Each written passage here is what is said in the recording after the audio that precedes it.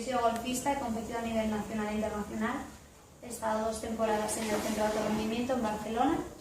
Me licencié en Psicología, hice un máster de Psicología del Deporte y al día de hoy pues, me dedico a la Psicología del Deporte, además de colaborar con la Agencia Española de Protección de la Salud en el Deporte, sobre todo en los programas de educación y formación. Creemos que es muy importante este tipo de iniciativas. Os habéis ya guiado un poco a hacer controles, que creemos que al final es proteger la salud del deportista. Y antes de pasar controles, pues es lógico que se hagan unas, esta vez en forma de charla, pero igual más adelante lo hacemos de otra manera, aportaros esa información que necesitáis como deportistas y conductores. Como no vais a presentaros uno a uno, sois deportistas, conductores, y como tal tenéis unos derechos y unas responsabilidades. Igual que tenéis la responsabilidad de conocer vuestro reglamento propio de cuando salís allá afuera, tenéis la responsabilidad de conocer conceptos fundamentales de dopaje, y creo que está en mi mano daros herramientas para consultar tanto medicamentos como complementos alimenticios y evitar positivos accidentales sobre todo. Yo creo que estas 2 premisas son claves para vosotros. Sois los responsables de cualquier sustancia prohibida que se encuentre en vuestro cuerpo, tanto si es de forma accidental, inadvertida o por desconocimiento, y debéis aseguraros por todos los medios posibles que el uso de cualquier sustancia o método es una práctica 100% legal, ¿vale? Porque la repercusión, la sanción va a ser para vosotros. La Agencia Española de Protección de la Salud en el Deporte está adscrita al Ministerio de Educación, Cultura y Deporte a través del Consejo Superior de Deportes, y como tal somos un organismo público que realizamos políticas estatales de protección de la salud en el deporte y lucha contra el dopaje. Como organización antidopaje protegemos los derechos de los deportistas, conductores, para una competición limpia y justa, y a día de hoy somos nosotros quienes centralizamos todas las competencias. Anteriormente, como he explicado antes, había competencias que se centralizaban desde algunas federaciones, pero nos encontramos pues, que habían algunas cosas que no cuadraban, o que se habían realizado cosas que no se tenían que haber hecho, y por lo tanto se decidió que todas las competencias se centralizaban en la EPSA. ¿De qué competencias hablamos? Planificamos los controles, somos nosotros quien planificamos los controles, quien tomamos las muestras, gestionamos los resultados, tramitamos los procesos sancionadores en el caso que se produzca una sanción, concedemos las autorizaciones de uso terapéutico a través del Comité de Autorizaciones de Uso Terapéutico de la Agencia, asesoramos y colaboramos con fuerzas y cuerpos del Estado de seguridad. Tenemos una parte de educación y prevención, que es un poco lo que estamos haciendo aquí, pues programas informativos y educativos para que vosotros conozcáis lo que debéis saber para prevenir estos positivos, y la investigación en ciencias del deporte. Nuestros 4 ejes principales son proteger la salud del deportista dentro de la actividad deportiva, disuadir de las trampas y del dopaje mediante la educación, la información, los controles de dopaje, detectar violaciones de la política antidopaje y hacer cumplir las reglas.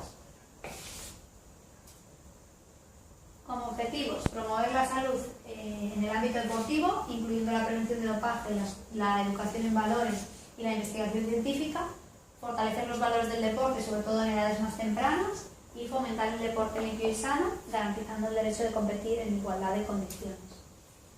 Dentro de nuestros programas informativos, en el programa en que nos vemos involucrados, que es para deportistas y personal de apoyo, se llama Dopaje lo que debes saber.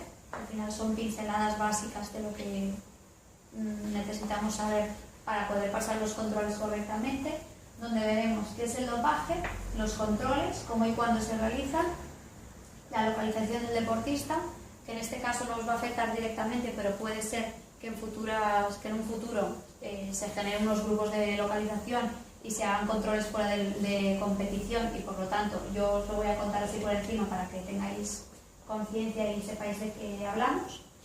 Los complementos alimenticios, si pueden dar un positivo en un control, cómo puedo consultar ese complemento alimenticio que estoy consumiendo. Los medicamentos, qué puedo tomar y qué no puedo tomar, y qué hago cuando un medicamento es imprescindible para mi salud. Pues puedo recurrir a las autorizaciones de uso terapéutico, que veremos cómo se solicitan y cómo las tramitamos.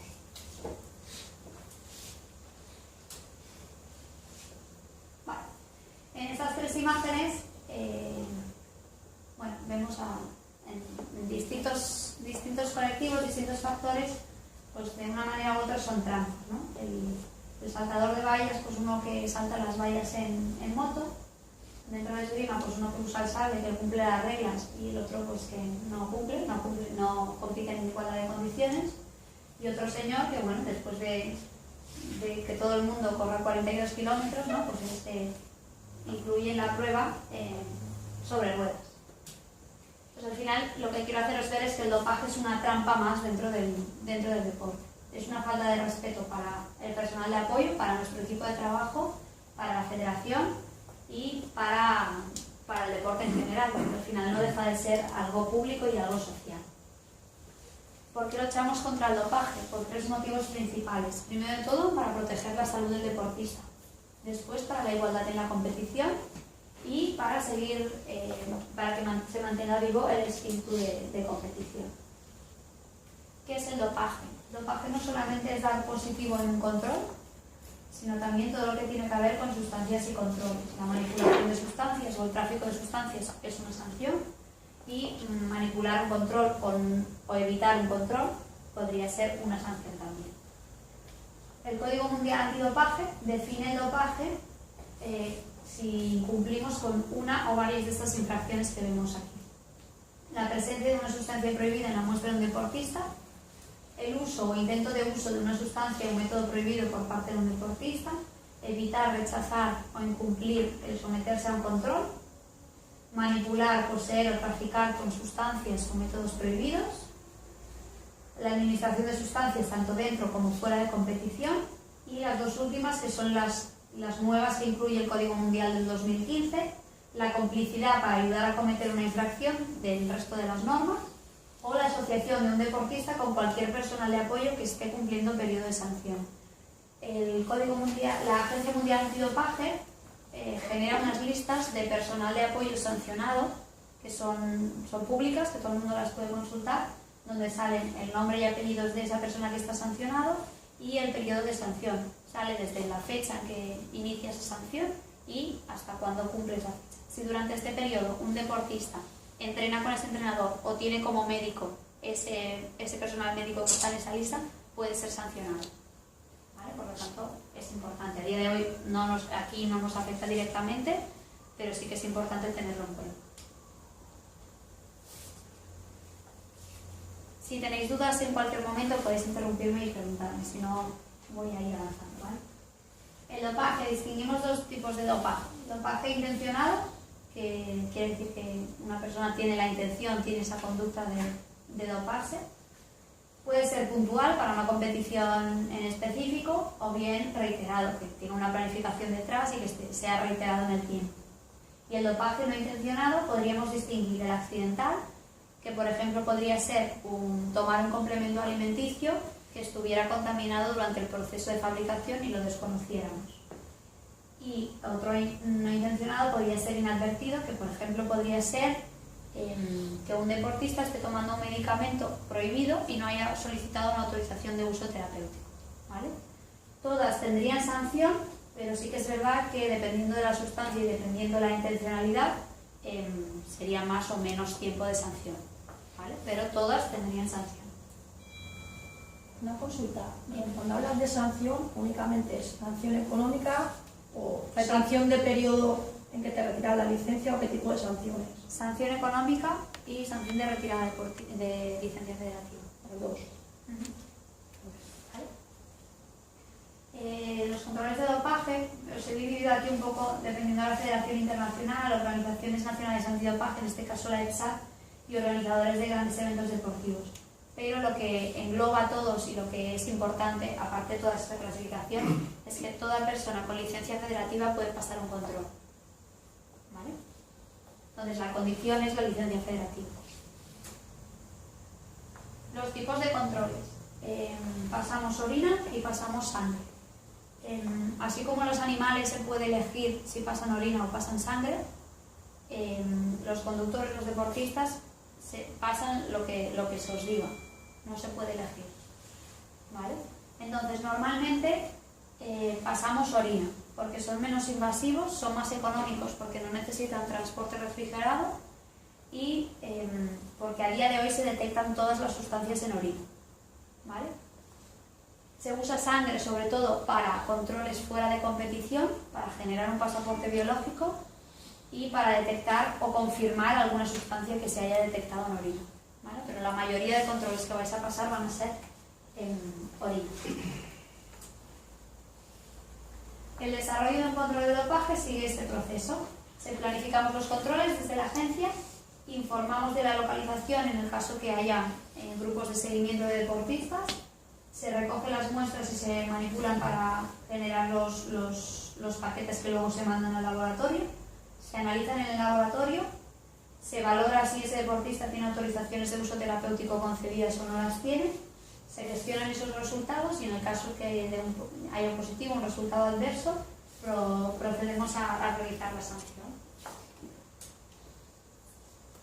Vale, el control de dopaje consta de 10 puntos, ¿vale? Primero se notifica a ese deportista, a ese conductor que va a pasar un control, se notifica a un agente y ese agente desde ese momento de la notificación hasta el final del proceso lo va a acompañar en todo momento.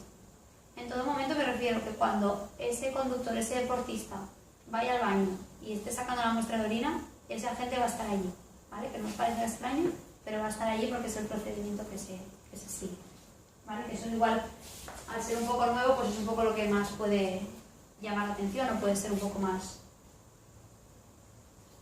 delicado. Se identifica tanto ese agente como el deportista con un documento que tenga fotografía, podría ser el DNI o el pasaporte.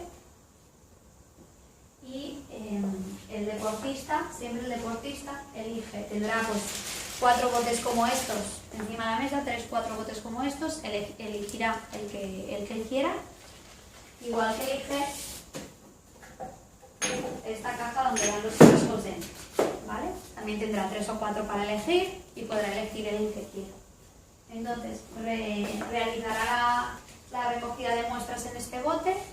Al elegir este grupo de frascos, lo abrirá. Siempre el que manipula todo siempre es el deportista, ¿vale?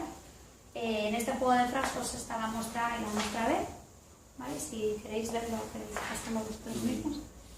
Son de cristal. Entonces, con el recipiente donde se ha recogido la orina, se vuelcan en los 2 botes, en ambos botes tienen unas marcas los botes, ¿vale? Hasta donde se tiene que rellenar.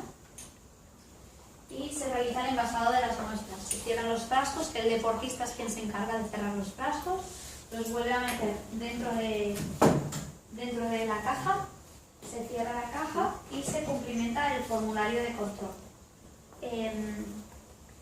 La mayoría de cosas que se os piden la rellena el agente, ¿vale? Pero sí que es importante, y lo que quiero remarcar es que hay una declaración sobre medicamentos y complementos alimenticios que se hayan consumido en los últimos 7 días, ¿vale? Los agentes, ¿quiénes son los agentes? ¿Puedes especificar un poco cuando hablas de agentes? Los agentes es personal formado por la agencia, que es el quien se encarga y tiene la función de realizar los controles. Es agente externa a nosotros. Es personal de la agencia. Entonces, lo importante que debéis ser muy conscientes de que tendréis que hacer una declaración de medicamentos y suplementos que hayáis tomado en un periodo de 7 días, ¿vale? Aunque sepáis que un medicamento no da positivo, que luego veremos cómo consultar los medicamentos, es importante, bueno, yo recomiendo que lo pongáis todo, porque a veces vale más prevenir que luego curar, ¿vale? Entonces, la parte con la que yo me quedaría del formulario es esta declaración que se tiene que hacer aquí. Se debe, si se saben, y intentar saberlo ahora que sabéis que vais a pasar controles, la dosis que tomáis del medicamento, de ese complemento alimenticio, el nombre y el nombre del médico que os ha hecho la receta, ¿vale? O en tal hospital o en tal sitio.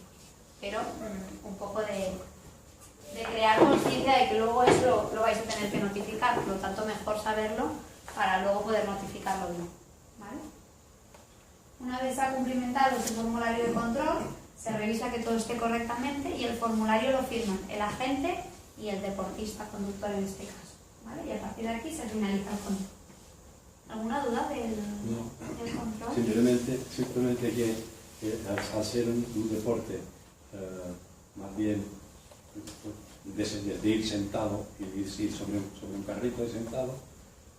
Hay muchos caballos. Sí, no es el conductor el que tenemos que pensar que son deportistas federados. Pero hay muchos amateurs que están tomando medicación y hay muchos que están corriendo y en este caso se tendrán que retirar. ¿Qué hacer con esta gente que toma medicación? ¿Cómo? Luego vemos qué hacer con esta gente que toma medicación. Llegamos a eso, digamos, seguro. Es que si no... Está claro. Bueno, aquí es un poco el resumen de ambas muestras, de la muestra de orina y la muestra de sangre. Con la sangre, pues lo mismo. Como cuando vais a haceros una analítica, pincharán, sacarán la sangre con los botes que siempre se sacan, y frasco A y frasco B, lo mismo, ¿vale? Y se procederá al análisis de muestras. Es importante también que sepáis que dentro de la caja va un código, ¿vale? En el laboratorio no se sabe al deportista que se está analizando, solamente sois un número, ¿vale? ¿Cómo gestionamos los resultados? Cuando llegan las muestras al laboratorio, se analiza el frasco A, y si ese frasco A sale correctamente y no hay ninguna anomalía, se le manda al deportista una notificación conforme ha pasado el control correctamente, ¿vale? Si se analiza el frasco A y el frasco A da positivo, da que hay alguna sustancia que no está permitida, se le manda al deportista una notificación y se le notifica lo que ha pasado en ese control. En ese caso, el deportista tiene derecho de pedir el contraanálisis, analizar la muestra B. Para analizar esa muestra B, se le notifica al deportista, puede ir a ese análisis de la muestra B, ¿vale? Puede estar presente mientras analiza la muestra B, ¿vale? En el caso de que la muestra B vuelva a dar negativo, pues al final acaba siendo una sanción, ¿vale? El tema de la localización de los deportistas, nosotros diferenciamos dos grupos, el grupo general de deportistas que está federado y el grupo de seguimiento. A día de hoy tenemos unos 250 deportistas que están en un grupo de seguimiento. Los grupos de seguimiento lo que nos permiten es hacer controles fuera de competición y suelen formar parte, pues, deportistas que tienen alguna beca del Estado, deportistas que tienen marcas ya para ir a Río, en este caso, o dependiendo también un poco del esfuerzo y la resistencia que requiere ese deporte, de las condiciones del deporte. A día de hoy vosotros no vais a estar en un grupo de seguimiento, pero para que sepáis un poco cómo funciona, esos deportistas que están en un grupo de seguimiento deben facilitar la dirección de donde residen, la dirección de actividades habituales, dónde van a dormir y una hora al día que estén disponibles para hacer un control. Normalmente pues ponen a las 6-7 de la mañana porque saben que, bueno, que se los van a encontrar seguro. 3 fallos de localización sería una sanción también, ¿vale? También es importante si en algún momento nos encontramos en esta situación. ¿Cómo gestionan toda esta base de datos? Pues a través de Adams, y Adams permite a los deportistas cambiar la localización en cualquier momento. Es decir, que si yo, por ejemplo, no tengo pensado ir a una competición o no he entrado a una competición y estoy en lista de espera y de repente pues hay 3 fallos y sí que voy, yo puedo cambiar esa localización en cualquier momento, ¿vale? Al final, poder localizar a los deportistas por sorpresa es una manera más de proteger el derecho a un deporte limpio y nos permite eso, pues, realizar controles fuera de competición. Vamos ahora a las sustancias y métodos prohibidos, que es un poco lo que más nos toca de cerca.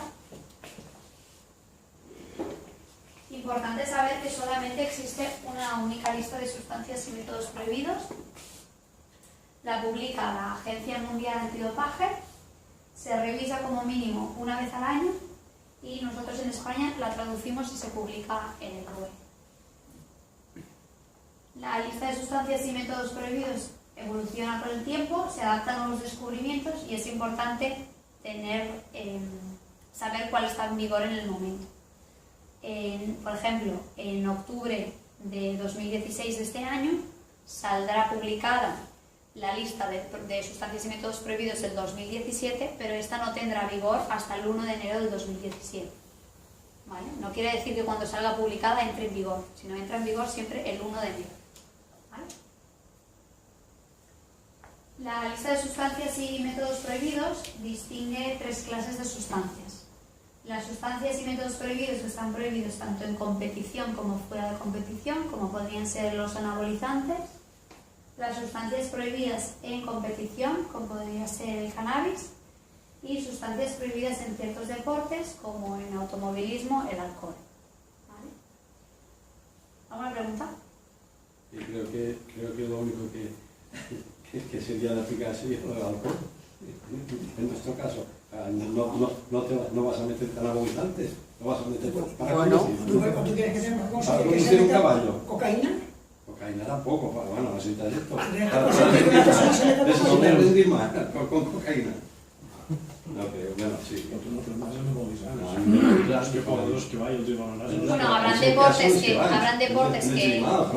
habrá cosas que tengan más relación y habrá cosas que menos. Yo solamente he puesto unos como ejemplo para que vosotros identifiquéis lo que más cada uno. Ah, que no, pero es que las tachas ya no pillarás. O sea, entre cómates. ¿Quieres que estás? Ah, yo, es que no te esperes, tío. Tonte, joder. Hombre, claro, sí. Bueno, los métodos de dopaje sanguíneo, pues el dopaje sanguíneo, manipulación química y física y genético, que están prohibidos tanto en competición como fuera de competición. Cuando una sustancia llega a formar parte de la lista de sustancias y métodos prohibidos. Cuando cumple 2 de los 3 requisitos que vemos ahí, que sea contrario al espíritu del deporte, que suponga graves riesgos para la salud del deportista y que mejore el rendimiento deportivo. ¿Alguna pregunta de sustancias y métodos prohibidos? Sí. ¿No? ¿El alcohol? Yo encuentro que a los caballos sí, puedes darle algún de eso para que rinda más, pero el conductor, no existe un conductor, simplemente tiene que estar bien, no eso de alcohol, ni droga, ni hasta estar conforme, que uno no tiene que andar drogado, ni borracho para conducir un caballo, pero esfuerzo, ¿qué esfuerzo haces? Bueno, por eso que hay deportes que requieren más esfuerzo claro, y hay otros deportes, menos. hay deportes que sí, que yo entiendo perfectamente que se dirige a otro tipo de deportista, Claro, no al conductor de un caballo. Cuando planificamos los controles y dirigimos los controles, se tienen en cuenta varios requisitos, ¿no? Y algunos de ellos son estos, ¿no? Tener en cuenta pues, la fuerza, la resistencia. Pero sí que es verdad que se pasan controles en todos los deportes. Hasta en pesca se pasan controles, ¿vale? Que me puedes decir, pues bueno, que fuerza, qué resistencia necesitas. Eso es lo que digo yo. Pasas controles y hemos encontrado casos de positivos. Pues bueno, positivos en pescadores. Bueno, No al sabía. final hacemos pero bueno, cada día aprendes algo. Intentamos llegar a todos los deportes. Sí que es verdad que el volumen de controles que se hacen en deportes de más riesgo, que llamamos nosotros como atletismo, ciclismo, pues es mucho más que en otros deportes. Pero todos los controles, todos los deportes federados pueden pasar control. Complementos alimenticios. Es importante porque no tenemos ninguna garantía de que un suplemento alimenticio no contenga ninguna sustancia prohibida. Suponen un grave riesgo para la salud del deportista. Son los que causan más positivos accidentales. Es necesario también evaluar la necesidad de tomar esos complementos con un profesional, de no tomarlos porque sí, sin consultarlo. Si existe el consumo porque un especialista lo recomienda, deben ser adquiridos en empresas conocidas y de buena reputación y tener mucho cuidado con lo adquirido a través de Internet, que muchas veces es mucho más económico y más fácil el acceso, pero eso no nos asegura nada. Una de las formas de validar o de tener más seguridad del consumo de complementos alimenticios podría ser comprobando el etiquetado de ese producto, ¿vale? Debe estar de una manera clara y comprensible, debe salir el país de origen o lugar de procedencia de ese complemento alimenticio y debe estar en una lengua que se entienda en los estados donde se distribuye este complemento alimenticio. La mejor manera de conocer que un complemento alimenticio está libre de sustancias prohibidas sería esta empresa, Informet Sport. Había sido un antiguo laboratorio antidopaje que a día de hoy solamente se dedica a analizar distintas marcas y distintos productos de complementos alimenticios y certifica la ausencia de sustancias prohibidas. Son muchos médicos que van.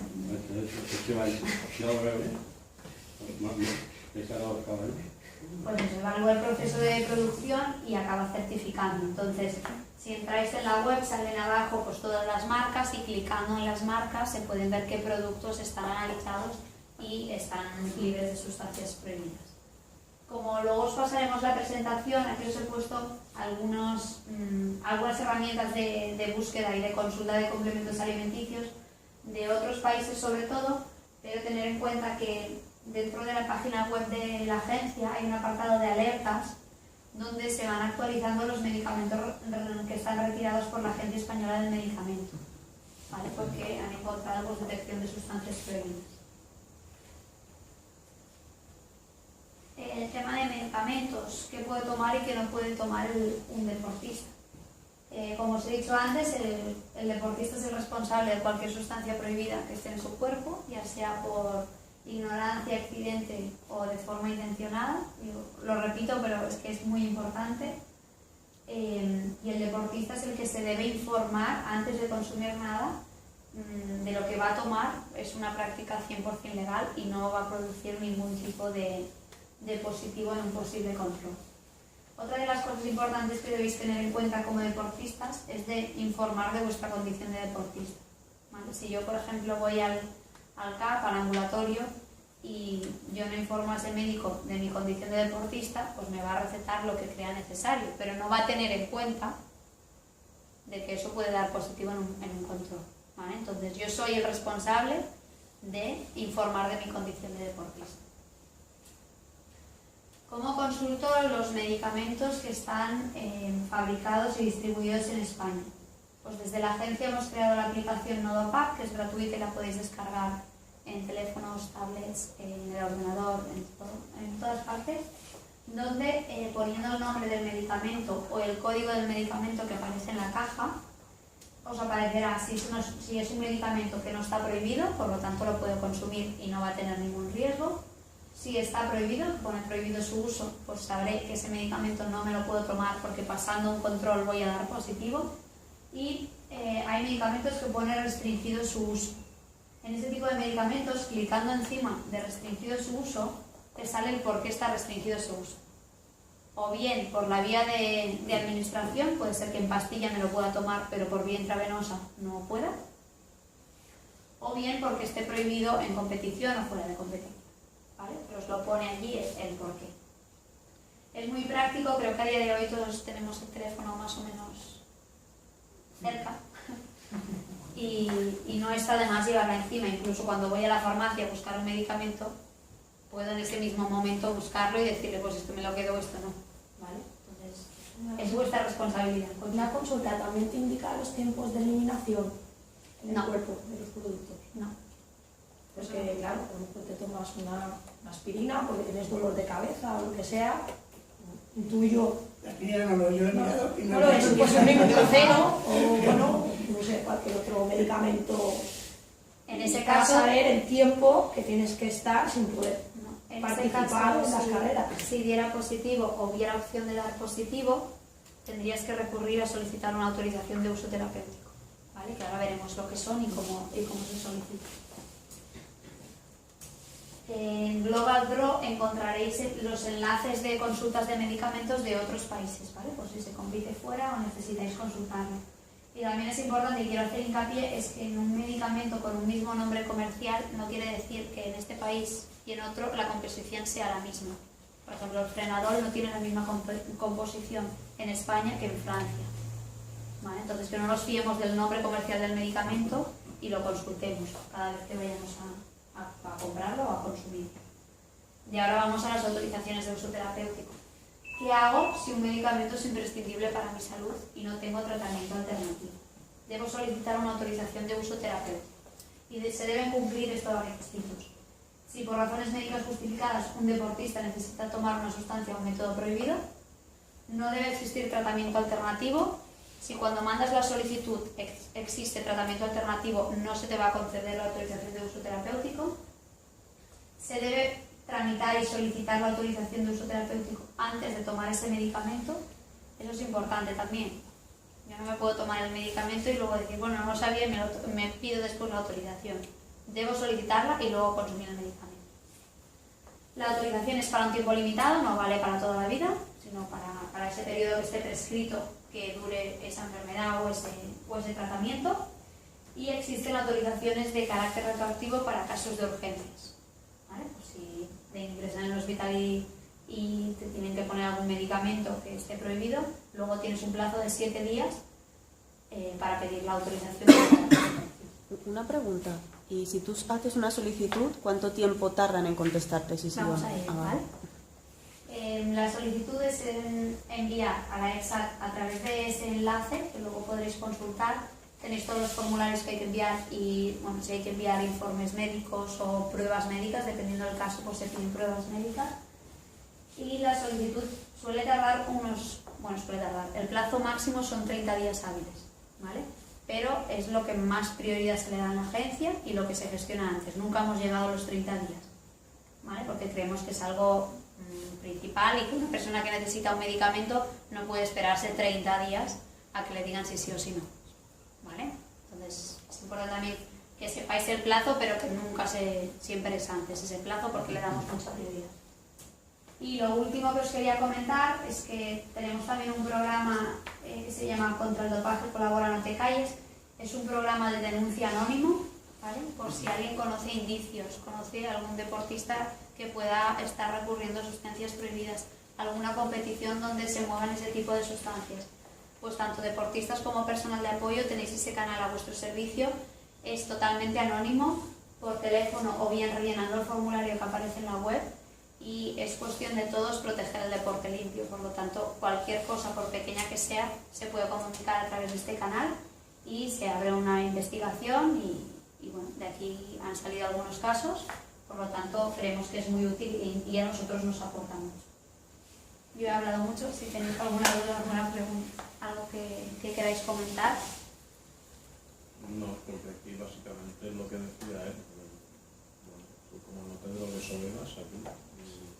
No vas a tomar anabolizantes tú, se lo pasarán en caballo. No te vas a dopar para rendir. Nosotros no tenemos que rendir, tenemos que conducir el caballo. Yo creo que va un poco en la línea de lo que comenta Jaume, ¿no? Que un conductor que tome antiinflamatorios, por ejemplo, porque tiene un dolor, ¿no? Pues hay que saber que ese antiinflamatorio tengo que consultarlo para saber si da positivo o no da positivo. Porque por una tontería así de un antiinflamatorio, que no es alguien que se esté metiendo anabolizantes.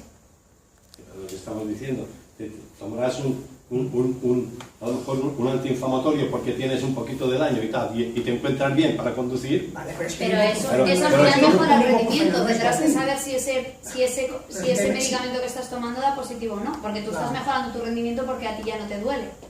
Pues si te ríen una Tienes que infecció, saberlo, por lo menos. Si una infiltració d'una medicació potente que pot provocar qualsevol cosa, no pot anar. Pero realmente no rinden más, o tú no haces rendir más el caballo. No, pero tú estás mejor. Pero en momentos puntuales pueden ayudar a esta habilidad. Si tienes una lesión o esto, pues puedes ayudar si tengo que tomar un a tener antiinflamatorio. más estabilidad. Y esto al ser deportista federado, pues tienes que cumplir una normalidad. Yo tengo una consulta. Y en el programa de doping, los dopings, o sea, el programa de doping, se pasan los mismos dopings los deportistas de élite que los deportistas base. O los amateurs, hablando de otra manera. Si todos pasan controles. O sea, por ejemplo, para que nos entendamos, Ronaldo pasa los mismos dopings que un jugador de Sportlas, los mismos, exactamente igual. Cuando se planifican los controles, es un poco lo que he dicho antes con la pesca, ¿no? Se intenta que todos los deportes pasen controles, pero habrá más o menos controles en función del riesgo que tenga ese deporte. Jo entenc que es millorar el teu possible rendiment. Això, per això és un doping. Millorar el teu possible rendiment. Si només fas igualar el que fas normalment, per això no implica que millori res. I de com m'expliques aquesta teoria aplicat a un cavall? Un cavall que ten coix, l'infiltres perquè com a mínim faci el mateix que fa antes. Estem en el mateix, Miquel. Pues, això jo no sé fins a quin punt és discutible i fins a quin punt ho permeten segons.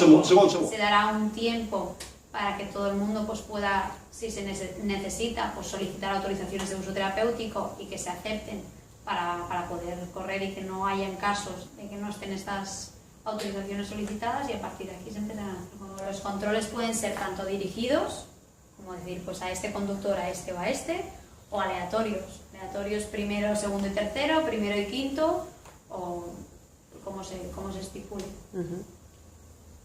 También ¿Los decidimos nosotros o los decidirá la federación? Los controles, cuando vosotros vengáis y digáis a este, sois vosotros. Nosotros, en base a lo que se decida, si dirigidos o aleatorios, nosotros se elegirán. Son las posibilidades de los siguientes. Sí, el Dani, que este, y ya está. Y es un poco importante que cuando se notifique el control, pues hay que pasar ese control. Si no, también es una sanción. Pero la Federación de Trote Europea o Internacional, ¿qué controles tienen los otros países? Están sujetos igual que estamos nosotros obligados a estar sujetos a la legislación de nuestro país. Pero no son estos controles, porque... Igual. Sanciones es una parte de retirada de la licencia federativa en función a lo que se estipule, y una parte de sanción económica. Las dos son. Pues no te sé decir el tiempo, pero puede estar una sanción en 2-4 años de retirada de licencia. Aquí tenéis un poco de información. Gracias. Y... Gràcies a tot, però... Molt amable, gràcies. Pues